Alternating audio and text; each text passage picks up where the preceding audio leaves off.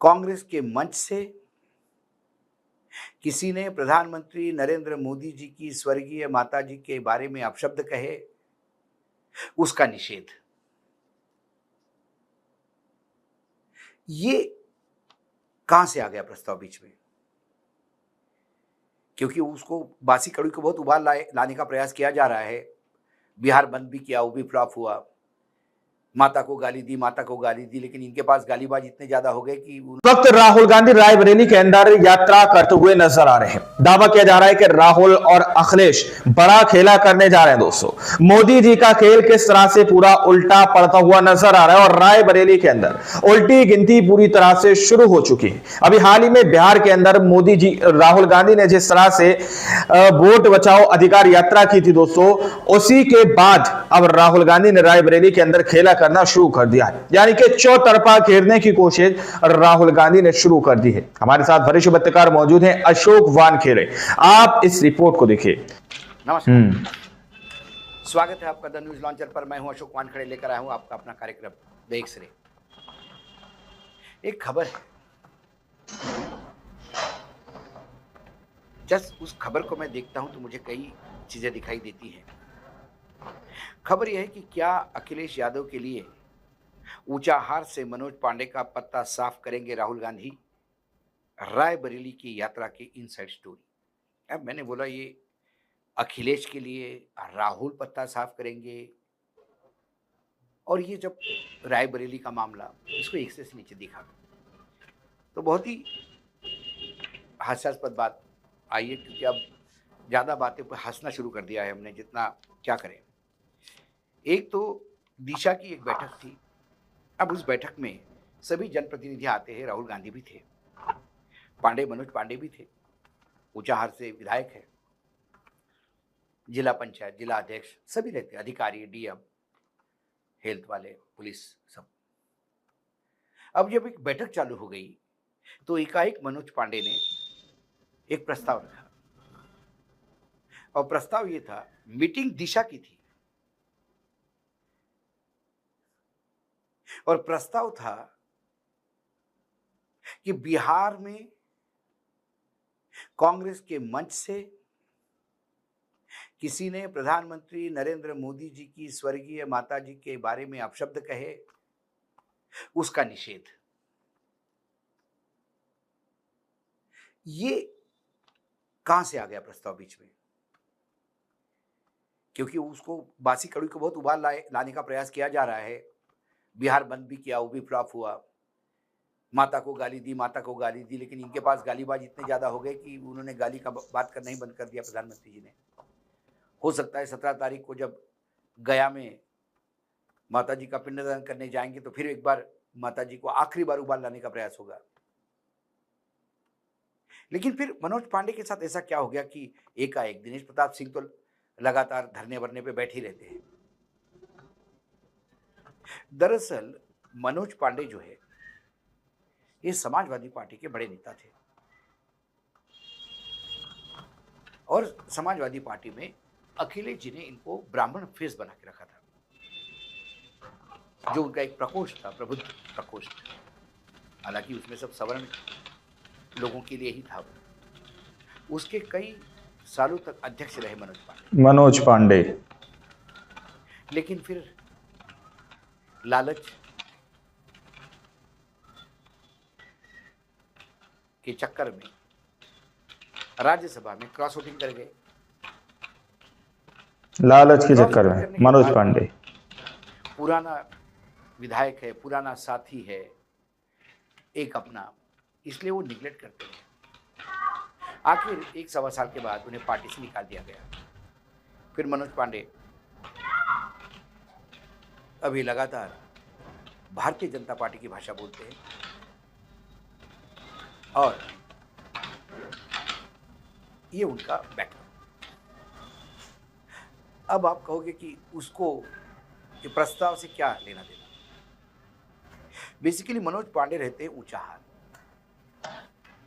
इस बार राहुल गांधी के जब अपने लोकसभा क्षेत्र में, तो हेडक्वार्टर पे भी रह सकते थे, लेकिन इस बार उन्होंने ऊंचाहार गेस्ट हाउस में अपना हॉल्ट किया।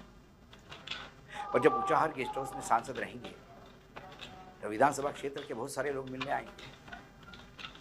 विधानसभा क्षेत्र में जो कांग्रेस के लोग थे उनको भी बहुत उत्साह आया कि भाई राहुल गांधी जी सुप्रीमो हमारे पार्टी के, वो खुद ही गेस्ट हाउस में, खुद गेस्ट हाउस में है। जो लोग मिलने आते थे और जिस हिसाब से भीड़ लगी थी राहुल गांधी के साथ पास, मनोज पांडे को अपनी सीट जो है ऊंचाहार की वो तकलीफ में दिखाई देने लगी, तकलीफ में। वैसा देखा जाए तो राहुल गांधी जी की ये जो यात्रा है 2 दिन की रायबरेली की, इसको कई एंगल से कई लोग देख रहे हैं। कांग्रेस नेता और रायबरेली के सांसद राहुल गांधी की 2 दिवसीय यात्रा पर वो जब पहुंचे, राहुल का यात्रा का डिजाइन ऐसा है, उसको देख के सिर्फ जनता से मिलना नहीं है, इसमें और कोई गहरी राजनीति की चालें दिखाई देती, गहरी राजनीति की चालें दिखाई देती हैं। कांग्रेस नेता और रायबरेली के सांसद राहुल गांधी जब वहां अपने यहाँ पहुंचे तो उन्होंने अपनी यात्रा की शुरुआत लखनऊ के मोहनलालगंज स्थित महावीर मंदिर से की, जो रायबरेली के रास्ते में पड़ता है। इस दौरान भारतीय जनता पार्टी के कैबिनेट मंत्री दिनेश सिंह ने उनका रास्ता रोकने की कोशिश की। पुलिस के दखल के बाद राहुल गांधी को रूट बदलना पड़ा, जिसके यात्रा का सियासी तापमान और बढ़ गया। इस पूरे यात्रा में सबसे ज्यादा चर्चा राहुल गांधी की ऊंचाहार गेस्ट हाउस में उनके रुकने को लेकर है। राहुल गांधी का ऊंचाहार में रुकना ये कई लोगों के लिए तकलीफदायक साबित हो रहा है और कई अटकलों को जन्म दे रहा है। सपा के जो बागी होकर जो बीजेपी में गए नेता मनोज पांडे, इनका कार्यक्रम पूरा करने के लिए तो राहुल गांधी ऊंचाहार में नहीं रुके। हो सकता है कि ऐसी भी बातें हो रही है कि राहुल गांधी आगे पीछे ये सीट राहुल गांधी को मिल सकती है, और यदि ये सीट राहुल गांधी को मिलती है यानी कांग्रेस को मिलती है तो फिर इसका निपटारा करने के लिए राहुल गांधी अभी से फील्डिंग लगा रहे हैं। मनोज पांडे को तो पसीना आ रहा है राहुल गांधी को, और उसी का परिणति मैंने आपको बताया दिशा की मीटिंग में कैसा एक ऑल ऑफ अ सडन बिना विषय का प्रस्ताव आता है।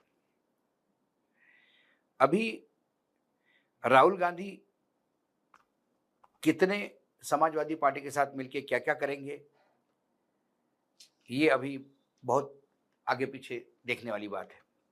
लेकिन जो सूत्र है कांग्रेस पार्टी में, उन्होंने कहा कि ये मामला सिर्फ ऊंचाहार तक नहीं रुकेगा, आगे अमेठी के गौरीगंज जहाँ राकेश प्रताप सिंह है, ये भी क्रॉस वोटिंग वाले हैं, वहां भी राहुल गांधी जा सकते हैं। वहां के सांसद तो लगातार गौरीगंज पे फोकस किए हुए हैं। फिर आगे उसके आगे अयोध्या आता है। अयोध्या में गोसाईगंज जहां से अभय सिंह है, ये भी क्रॉस वोटिंग वाले हैं। क्योंकि अभी राहुल गांधी के खासकर मत चोरी को लेकर एक माहौल बना, ये बात तो कोई टाल नहीं सकता। राहुल गांधी चर्चा का तो विषय है। राहुल गांधी कार्यकर्ताओं में नई जान भी फूंक रहे हैं। दूसरे ओर कांग्रेस पार्टी के जो अध्यक्ष है अजय राय मनोज पांडे, वो उत्तर प्रदेश में लगातार सड़कों पे घूम रहे हैं। उन्होंने 24/7 सरकार को परेशान करने का काम बिड़ा उठा कर रखा है, लालच के चक्कर में मनोज पांडे। तो ऐसे ही स्ट्रीट फाइटर लोगों का उत्साह बढ़ाएंगे। जो बैकरूम ऑपरेटर है अविनाश पांडे, उन्होंने करीब करीब 80,000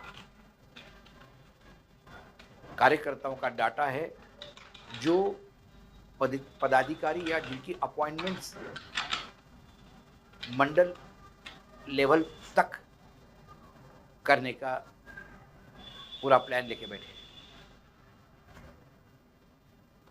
और राहुल गांधी की पॉपुलैरिटी, इन सारों को जब देखते हैं तब ये बात तो तय है कि राहुल गांधी यूं ही ऊंचाहार में नहीं रुके। और ये आश्चर्य नहीं होगा कि ये दोनों तीनों सीटों का जिन नाम मैंने बताया आपको, ऊंचाहार हो, गौरीगंज हो, गोसाईगंज हो, ये कांग्रेस के खाते में छूटी और अखिलेश का हिसाब फिर कांग्रेस करेगी।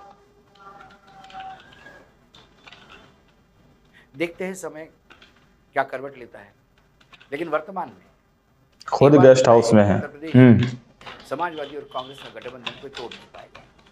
जो अंडरस्टैंडिंग अखिलेश यादव में और राहुल गांधी में है, उसके चलते कई स्लीपर सेल दोनों पार्टी में है, दिखाई देने लगी तकलीफ में करते रहते हैं, लेकिन ये फेविकॉल का जोड़ टूट नहीं रायबरेली की और इनकी जो आपसी अंडरस्टैंडिंग है, उसी के तहत ये राहुल गांधी ने अपना यात्रा का पड़ाव बदला है। देखते हैं उत्तर प्रदेश की राजनीति बहुत मजेशीर होती जा रही है दिन ब दिन। कभी कोई अपने ही मुख्यमंत्री के खिलाफ पत्र लिखता है, गहरी राजनीति की चालें दिखाई देती राहुल हैं। गांधी को बदनाम करने चले थे और खुद की सरकार को बदनाम कर लेते हैं।